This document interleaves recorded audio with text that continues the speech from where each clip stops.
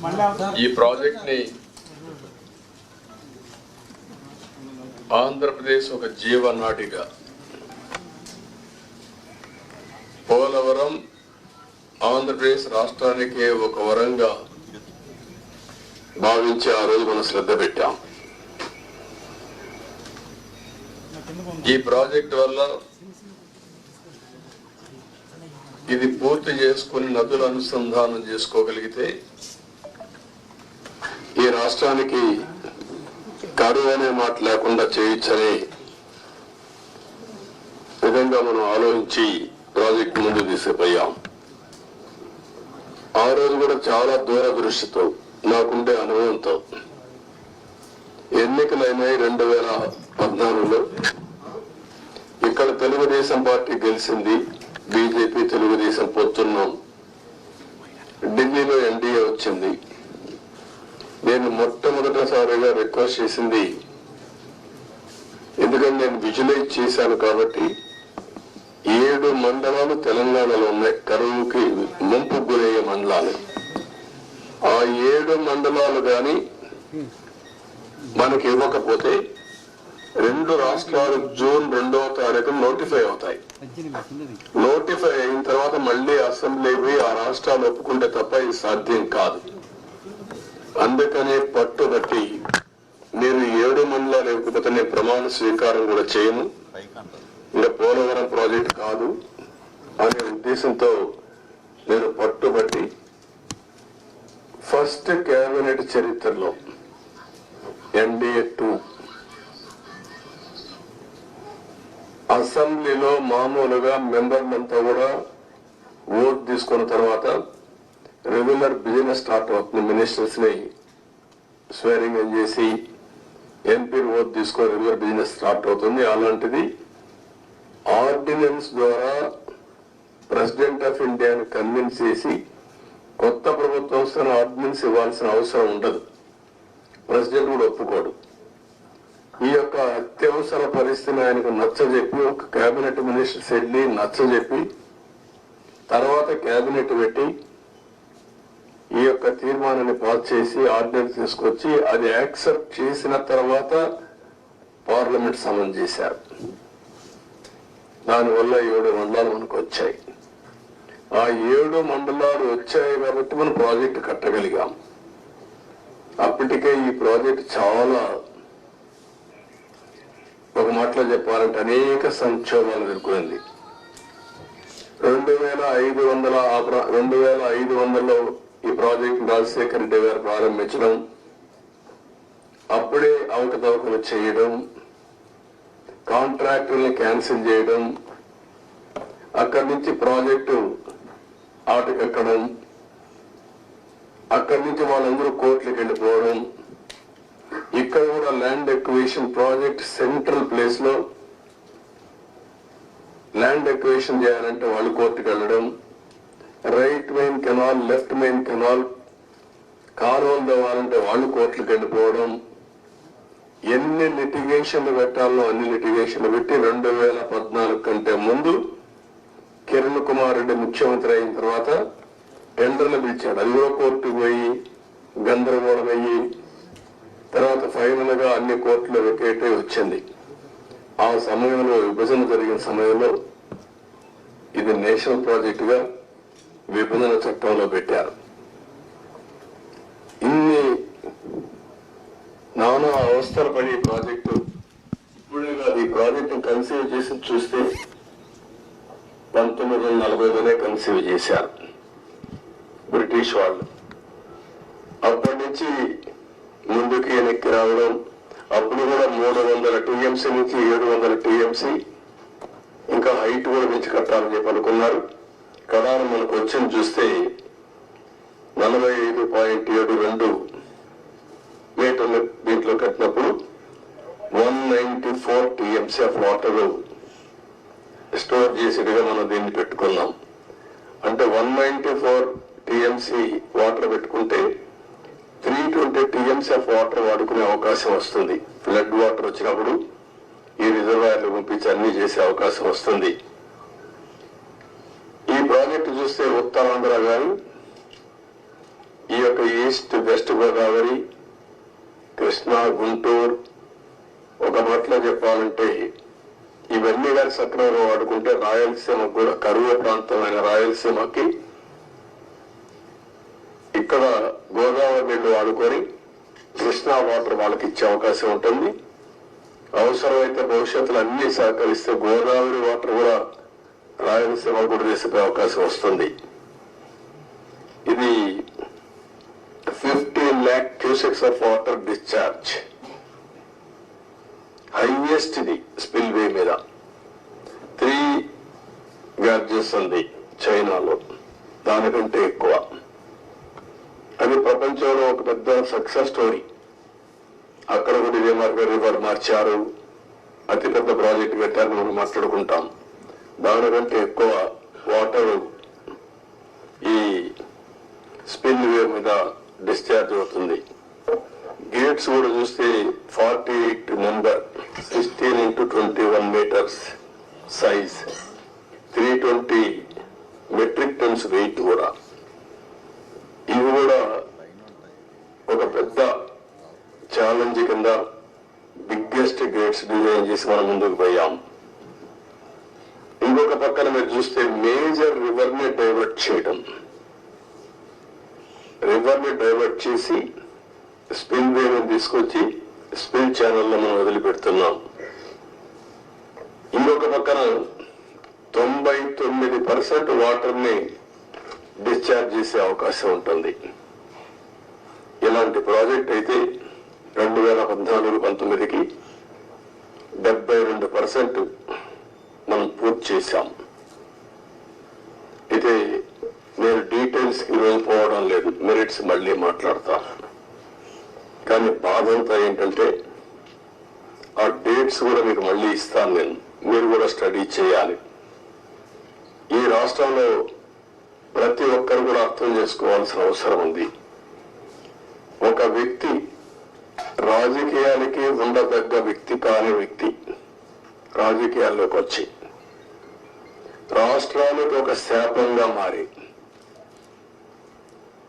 ఎందుకు నేను ఈ మాట వాడుతున్నానంటే ఇది ఒక ఉదాహరణ. పోలవరం కేస్ స్టడీ, ఇలాంటి చాలా జరిగాయి. అతిపెద్ద తప్పు కాదు, తప్పు కంటే కూడా ఒక శాపంగా మార్చేశారు రాష్ట్రానికి. మామూలు కాదు ఇది, క్షమించరాని నేరం కూడా.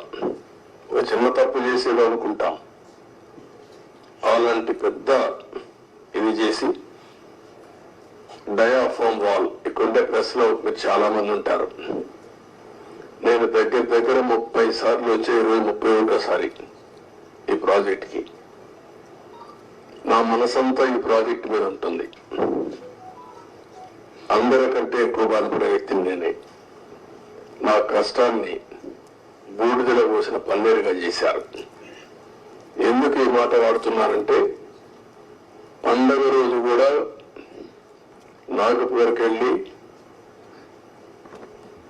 ఇప్పుడు గట్కర్ ఎక్కడ ఉంటే వాళ్ళ ఇంటి దగ్గర ఉంటే పోయి ఆయనతో మాట్లాడి, అదే మాదిరిగా అప్పుడు ఉమాభారతి మినిస్టర్ అంటే ఆవిడని కన్విన్స్ చేసి ఎక్కడ ఎలాంటి అడ్డంకులు లేకుండా అన్ని అడ్డంకులు, ఇక్కడ కూడా ఒకసారి 2 సార్లు అయితే ల్యాండ్ ఎక్విజిషన్ వీళ్ళంతా కూడా కొంత ట్రబుల్స్ క్రియేట్ చేస్తే వాళ్ళందరినీ పిలిపించి నయానా భయానా చెప్పి వాళ్ళు కన్విన్స్ చేసి వాళ్ళకు లిబరల్ గా రీహాబిలిటేషన్ కానీ రిలీఫ్ కానీ ఇచ్చి మొత్తం చేశాం.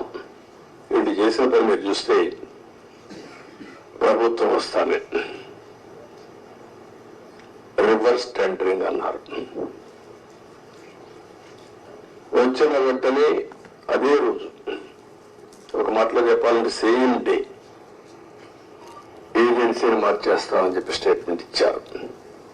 4-5 రోజుల్లో ఇక్కడి నుంచి ఏజెన్సీని వైండప్ చేసి బయట పంపించారు. ఉండే స్టాఫ్ అంతా మార్చేశారు.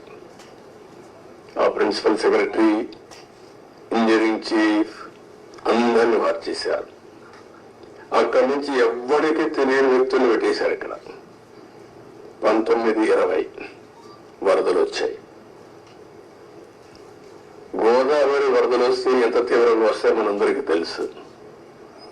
2 సార్లు వరదలు వచ్చి మొత్తం మీరు చూస్తే దగ్గర డయాఫామ్ వాల్ 4 చోట్ల బ్రీచ్ అయిపోయింది. 35% డ్యామేజ్ అయింది. మనం ఆ రోజు ఈ యొక్క డయాఫామ్ వాల్ మీరు ఒక్కసారి చూస్తే మొత్తం 446 కోట్ల రూపాయలతో డయాఫామ్ వాల్ వాటర్ ఫుటింగ్ లో అప్పుడు కూడా ప్రాబ్లమ్స్ ఉంటే 2 సీజన్లో పూర్తి చేశాం.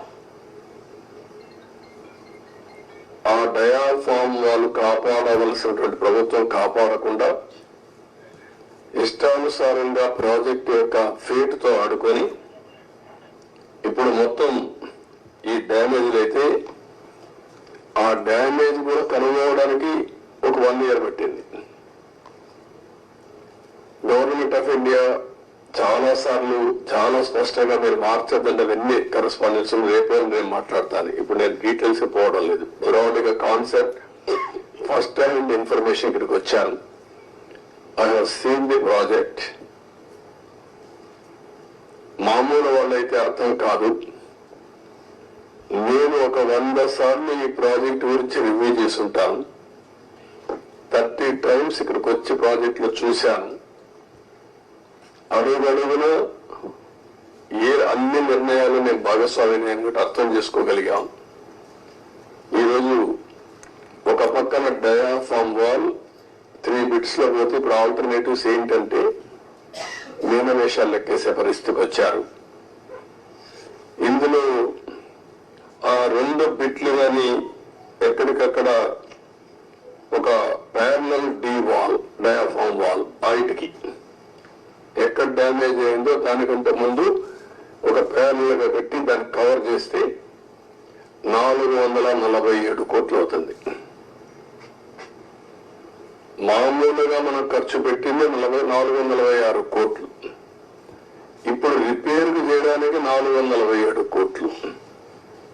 ఓకే, మొత్తం కానీ అప్పటికి కూడా గ్యారంటీ లేదు. ఈ డయాఫామ్ వాల్ ఈ ప్యారల్ గా 447 కోట్లు ఖర్చు పెడితే మిగిలిన భాగం అంతా పర్ఫెక్ట్ గా ఉంది, ఇంక ఇబ్బంది లేదు అనే పరిస్థితి లేదు.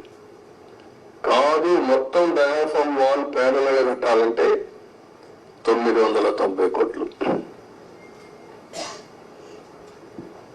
ఇది ఒక భాగం. కాఫర్ డ్యాములు పైన కాఫర్ డ్యామ్ ఉంది, కిందన కాఫర్ డ్యామ్ ఉంది. 550 కోట్ల రూపాయలతో పైన 250 కోట్లతో కిందన కాఫర్ డ్యామ్ 2 కట్టారు. ఇప్పుడు వీళ్ళు చేసిన నిర్వాహకం మధ్యలో గ్యాప్, లాస్ట్ లో గ్యాప్ ఉంటే ఆ లాస్ట్ గ్యాప్ ను ఫిలప్ చేయలేదు. రీజన్, ఆ సమయంలో ఏజెన్సీ లేరు, ఇంజనీర్ లేరు. ఆ నీళ్లు వచ్చాయి. ఆ నీళ్లు వచ్చి మొత్తం ఆ ఉధృతంతో కింద నుండి ఇసుకుని ఎక్కడికక్కడ పైకి వేసింది. ఎక్కడికక్కడ మనం ఏమంటాము, ఇవన్నీ అగాధం, ఆ గొయ్యి కాదు, వాటర్ వచ్చినప్పుడు సుడిగుండాలు అలాంటి క్రియేట్ చేసి ఎంత లోతుకు పోవాలంత లోతుకి వెళ్ళిపోయి 20 మీటర్లు 30 మీటర్లకు వెళ్ళిపోయి ఆ మట్టి అంతా దిగేసింది. దానివల్ల గ్యాప్ 1 అది క్లోజ్ చేయాలి మనం. గ్యాప్ 1 దగ్గర మీరు ఒకసారి చూస్తే అది 250 మీటర్లు ఉండే గ్యాప్ 1 బండ్ 150 మీటర్స్ కొట్టుకుని వెళ్ళిపోయింది. దాని మీద ఇప్పుడు ఇసుకేసి కొంచెం ఫిలప్ చేశారు. ఇప్పుడు ఆ ఇసుకేసి అది ఫిలప్ చేస్తే దాన్ని మళ్ళా గ్యాప్ 1 ఫిలప్ చేయాలి మనం. ఇప్పుడు ఇసుక తీసుకొచ్చి బయట నుంచి ఇసుక తీసుకొచ్చి అక్కడ పెట్టి మొత్తం కొట్టుకొని వెళ్ళిపోయింది. కాబట్టి ఇప్పుడు డ్రౌటింగ్ దానంతా కూడా కాంపాక్ట్ చేస్తున్నారు ఆ ఇసుక అంతా పోసి. ఇది ఎంత అవుతుందో తెలియదు. ఒక 2000 కోట్లు అవుతుందా, ఎంత అవుతుందో తెలియదు. We are saying as on today 2000 కోట్లు నాకు నమ్మకం లేదు. అడ్మినిస్ట్రేషన్ పైన వాళ్ళు ఏ లెక్కలు వేశారో తెలియదు నాకు. ఇది అయిన తర్వాత గ్యాప్ 1 అనేది లాస్ట్ లో ఉండేది వస్తుంది. గ్యాప్ 2 డయాఫామ్ వాల్, గ్యాప్ 3 ఇంకొక వాల్ కట్టారు, అక్కడ కాంక్రీట్ వాల్ కట్టారు. అదే మాదిరిగా గైడ్ బండ్ ఒకటి అది కుంగిపోయింది. సరే స్పిల్ అప్పుడే కట్టాం, గేట్స్ కూడా అప్పుడే పెట్టాం.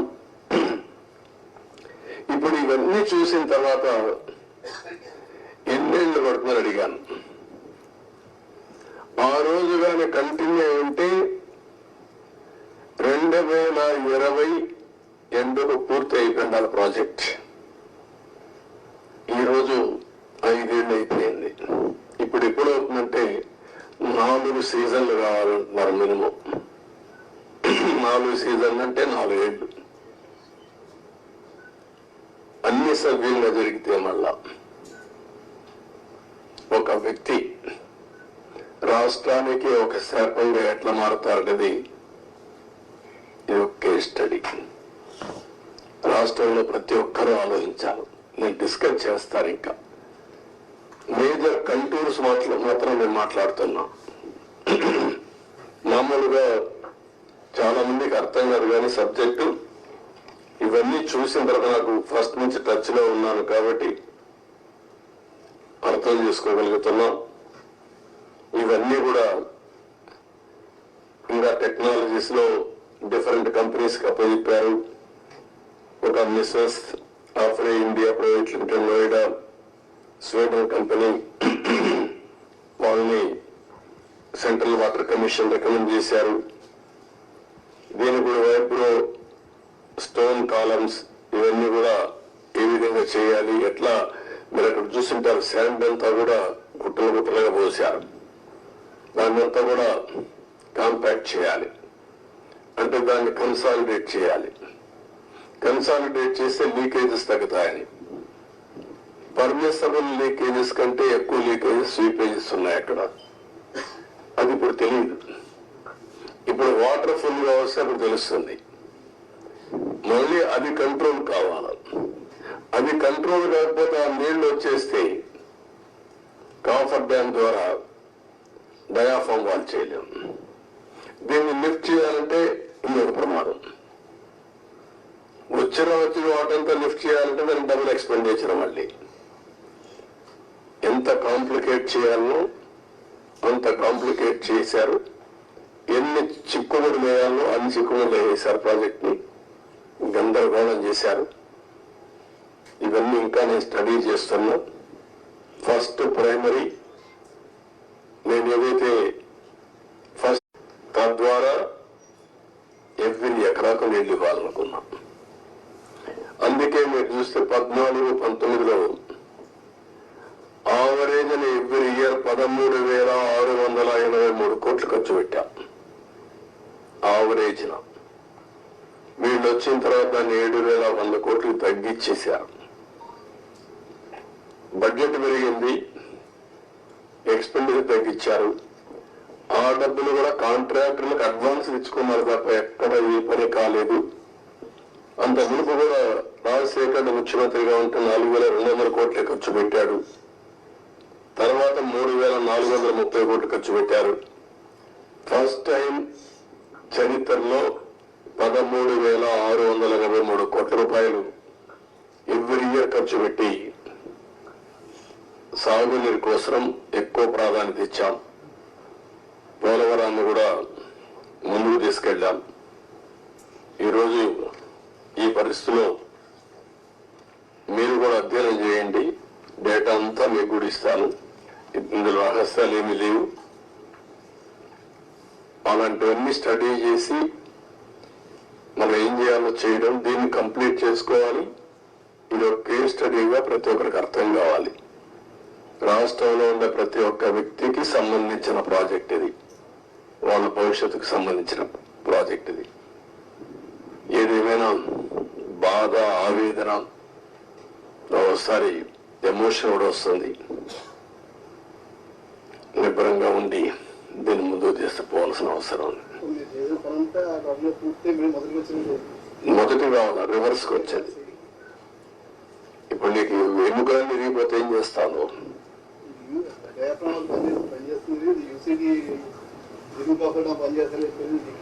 అది లేదు, అప్పర్ కాఫర్ డ్యామ్ లేదు, లోయర్ కాఫర్ డ్యామ్ లేదు, గైడ్ బండ్ ప్లస్ గ్యాప్ 1 సగం కొట్టుకొని వెళ్ళిపోయింది. ఒకటి కాదు, అస్తవ్యస్తమైన పరిస్థితి. సార్ రివర్స్ టెండరింగ్ అన్ని చేశారు కానీ డబ్బులు అన్ని ఆదా చేస్తున్నామని చెప్పి వేరే సంస్థలతో పని చేయించారు. ఇప్పుడు దానివల్ల ఆదాయం ఎంతండి? ఇప్పుడు అదనంగా ఖర్చు అయిపోతుంది ఎంతండి? నేను ఏమంటానంటే ప్రాజెక్టు కొట్టుకుని రివర్స్ టెండరింగ్ మీరు అర్థం చేసుకోవాలా.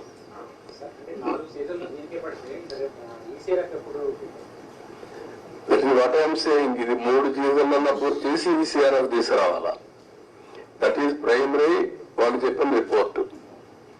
దాన్ని నేను ఇంకా అధ్యయనం చేయాల్సిన అవసరం ఉంది. ప్రాథమికంగా వాళ్ళు ఇచ్చినటువంటి రిపోర్ట్లు ఇచ్చిన డేటా నేను చెప్పాను.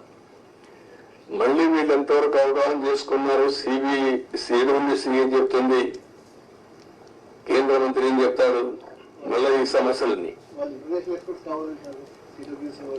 పెట్టారు. వాళ్ళు ఎప్పుడు రిపోర్ట్లు ఇస్తారు?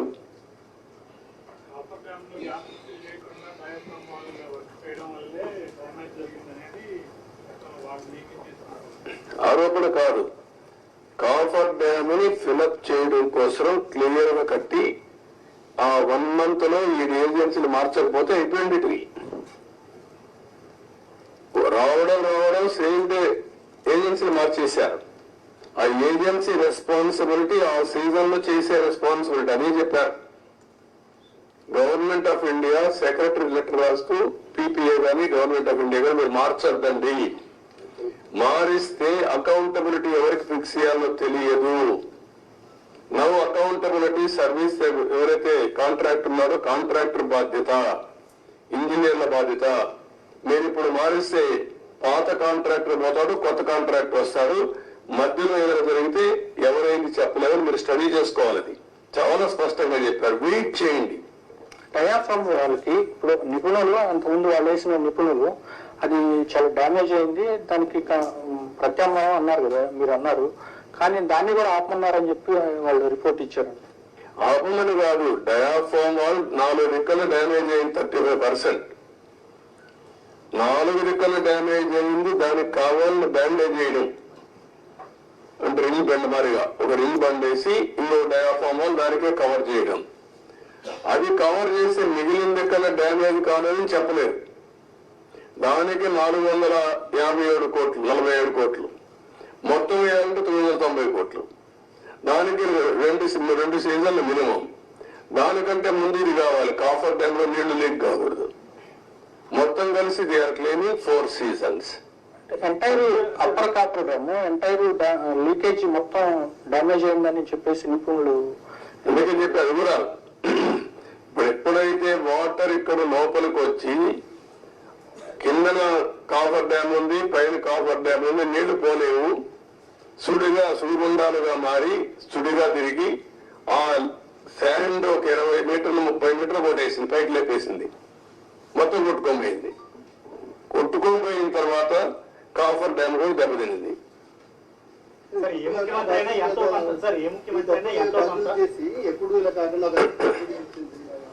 అంటే ఏం చేయాలి? నేను మిమ్మల్ని అడిగేదంటే మీరు అందరూ కూడా చర్చ చేయాలి, ప్రజలు కూడా చర్చ చేయమని చెప్పాలి.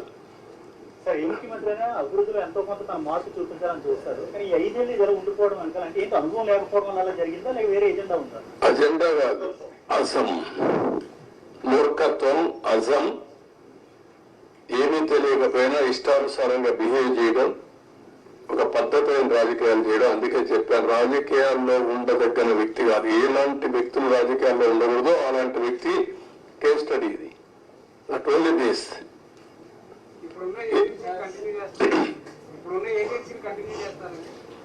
ఏజెన్సీ కర్దేవుడు ఫస్ట్ ఆఫ్ ఆల్ ఏంటిది?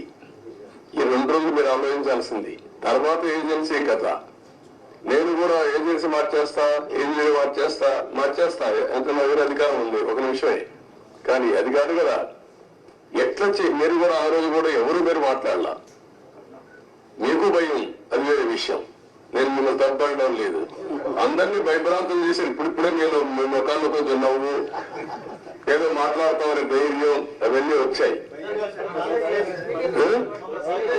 ఒక్క వ్యక్తి కానీ ఏమండి మిమ్మల్ని కాదు నన్ను కూడా అనలేదు. నేను ప్రాజెక్టు కట్టినామని ఇక్కడికి వచ్చి చూస్తానంటే రాకూడదు కానీ ఇక్కడే అప్పగించారు కదా, నిర్ణయానికి సాక్షి మీరే కదా. ఈవినింగ్ నేను అంత మునుపంతా ప్రజలందరూ రాష్ట్ర ప్రజానీకాన్ని రమ్మని చూపించాం. ప్రౌఢ కింద ప్రైవేట్ అది బస్సులు పెట్టి చేయించాం, భోజనం పెట్టి చూపించాం. ఎందుకు ఇది ప్రజల ప్రాజెక్ట్, ఇది అప్పుడు వచ్చారు. రైనీ సీజన్ మళ్ళీ స్టార్ట్ అవుతుంది, ఫర్దర్ డ్యామేజ్ అవ్వకుండా ఏమన్నా ప్రివెంటివ్ స్టెప్స్ చేసుకునే అవకాశం ఉందంట. ఇప్పుడు అది కూడా చూడాలి ఎంతవరకు అవకాశం ఉంది. ఇప్పుడు నీళ్లు రావు ఫర్దర్ డ్యామేజ్ కావడానికి, ఎందుకంటే స్వీపేజ్ లో వస్తాయి. ముందు వచ్చినంత ఫోర్స్ మొత్తం నీళ్లలో వచ్చేసాయి కదా, ఆ నీళ్లన్నీ వచ్చి డయాఫామ్ వాల్ మీద పడి సుడిగా ఎక్కడికక్కడ కిందన పైన సుడి తిరిగేసి మొత్తం కొట్టేసింది. Sir sir sir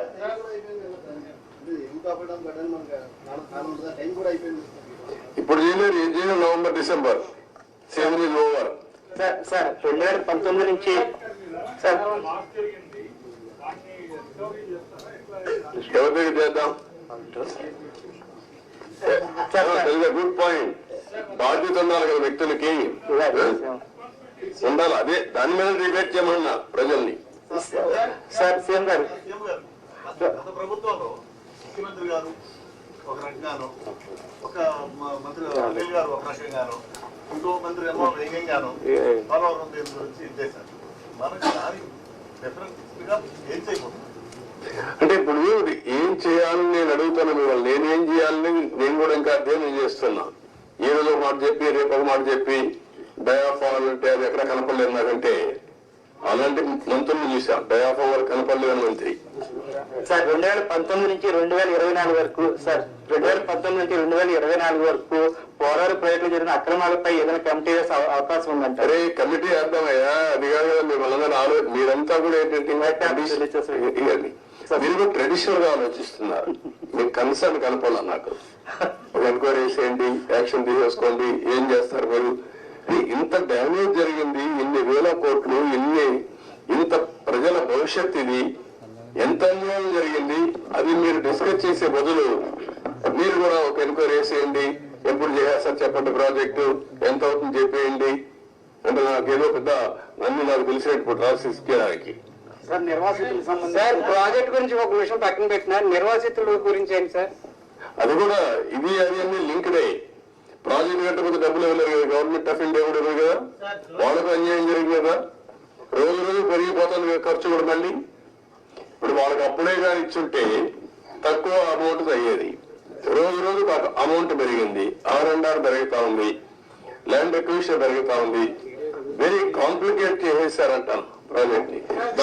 sir one question 1 minute. 12,000 crores from the center. You said they were having good relations with the Prime Minister. Are you going to have any influence with the Prime Minister to get the 10,000 crores for the Polvaram project? అయిపోతుంది అడిగి 10,000 కోట్లు నీకు ఇస్తాను, మీరు చేసేస్తారా? Sir, that amount is No, pending. what I am asking you, are you able to study the project?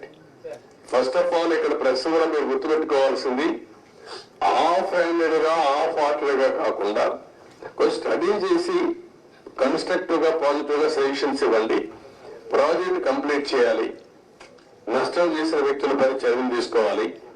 At the end of the day రాష్ట్ర భవిష్యత్తు, national interest కూడా కాపాడుకోవాలి. సార్ వన్ క్వశ్చన్ సార్, ఇప్పుడు 441 crores 990 crores రెండు options చెప్పారు. వారికి central government నుంచి assistance వచ్చే అవకాశం ఉందండి? వాట్ ఐఎమ్ సేయింగ్, ఇంత డ్యామేజ్ వాళ్ళు ఏమి చెప్పారు, ఏం చెప్తారు, ఇంతలో మాట్లాడలే కదా. నేను సీఎంఏ మొన్నే ఫస్ట్ విజిట్ వచ్చాను, అర్థమైన కూడా అర్థం చేసుకున్నాను. ఇప్పుడు వాళ్ళతో మాట్లాడి దీన్ని ఏ విధంగా ఫైనలైజ్ చేయాలి. అకౌంట్ మంత్రి కూడా మారాడు, లాస్ట్ టైం ఉన్న మంత్రి ఇప్పుడు లేడు, ఇదంతా కొత్త. కాస్త కూస్తో అందరికి మధ్య నేను ఒక్కడిగా సబ్జెక్ట్ తెలియదు ఉన్నామంతే. ముందు ప్రారంభించి ఇప్పుడు 4వ మంత్రి కేంద్రంలో, 3 మంత్రులు అయిపోయారు ఈ ప్రాజెక్ట్ వచ్చిన తర్వాత. 4th మినిస్టర్ వచ్చారు ఇప్పుడు. ఇవన్నీ ఆల్ ప్రాబ్లమ్స్ ఉన్నాయి. బట్ ఏ విధంగా సార్ట్అవుట్ చేయాలో సీరియస్ గా తీసుకుంటున్నా. అదే సమయంలో రాష్ట్రంలో ప్రజలకు అర్థం కావాలి, రెండు బ్యాలెన్స్ కావాలి. నేను అందుకే చెప్పాను, జగన్మోహన్ రెడ్డి లాంటి వ్యక్తులు రాజకీయాలకు కానీ ఒక నాయకుడిగా ఒక రాష్ట్రాన్ని లీడ్ చేయడానికి అర్హత లేదనడానికి ఇవన్నీ ఉదాహరణలు. నేనేదో ఎలక్షన్ లో 164 సీట్లు రావడం ఒకటే కాదు, వీళ్ళ బిహేవియర్, వీళ్ళ యొక్క ప్రవర్తన ఒక్కసారి మీరు కానీ ముందు నుంచి ఆలోచిస్తే ఈ ప్రాజెక్ట్ ఒక కేస్ స్టడీ మీకు అందరికి, మీరు కూడా విట్నెస్. కనీసం ఇక్కడికి వచ్చి ఎప్పుడైనా ఈ 5 ఏళ్ళలో ఒక్క రోజైనా పుస్తకాలు పెట్టా ఈ ప్రాజెక్ట్ ఏం చేశారు చెప్పారా? ఎక్కడా లేదు. ఆంధ్ర ఎక్కడా పెట్టలేదు, ఇక్కడ పెట్టలేదు, ఎక్కడా లేదు.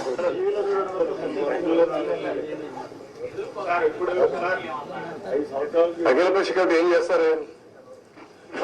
అఖిల పక్షం వేస్తా ఏం చేస్తారు? కసో తిరిగేసి వెళ్తారు, అంతే కదా. అది కాదు కదా ఇష్యూ, ఎట్లా పరిష్కారం చేయాలి? సార్ ఇంకేమో కదా అంటే ఇంత జాతి విపత్తు ఆంధ్రాకి ఇంత ఇబ్బంది కలిగింది. ఫర్దర్ గా మళ్ళీ ఇలాంటివి జరగకుండా అంటే ఎవరు వచ్చినప్పుడు వాళ్ళు అలా కాంట్రాక్టర్ని అలా మార్చకుండా మీరేమన్నా రికమెండ్ అంటే జాతీయ స్థాయిలో ఇప్పుడు మీరు నేతగా ఉన్నట్టు ముఖ్య నేతలు అలాంటి రిఫార్మ్ ఏదన్నా సజెస్ట్ చేస్తారు? అదేమా అన్ని మాట్లాడదు ఇప్పుడు. అది కూడా దానికి అలాంటి డెమోక్రసీలో మనం ప్రజలు సరి విజ్ఞతతో మనం ఓట్లేశారు, ఆ ప్రజలే లాస్ట్ టైం ఓట్లు వేశారు కాబట్టి లైసెన్స్ వచ్చింది డ్యామేజ్ చేయడానికి. ఇదో కేసు స్టడీ అంతే. గవర్నమెంట్ ఆఫ్ ఇండియా చట్టాలు తేవడం ఉంది, అన్ని రాష్ట్రాలకు తేలేరు కదా.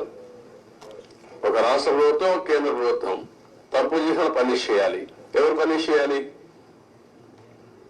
ప్రజలు పనిష్ చేశారు, సరిపోతుందా? 5 ఏళ్లలో పూర్తయ్యే ప్రాజెక్టు 10 ఏళ్ళు అయిపోతుంది. 10 ఏళ్ళు కాదు, డబ్బులు ఎవరు డబ్బులు? ఇది tax payers money. Project safety ఇదే థ్రెట్, అన్ని ఉన్నాయి. మాట్లాడదు. Thank you sir. మాకు మంచి సమాచార శాఖకి మానవతా ఉన్న వారసారి గారు అన్ని ఇస్తారు, ఎప్పటికప్పుడు ఇస్తారు, మీకు ఏం కావాలి ఇస్తారు.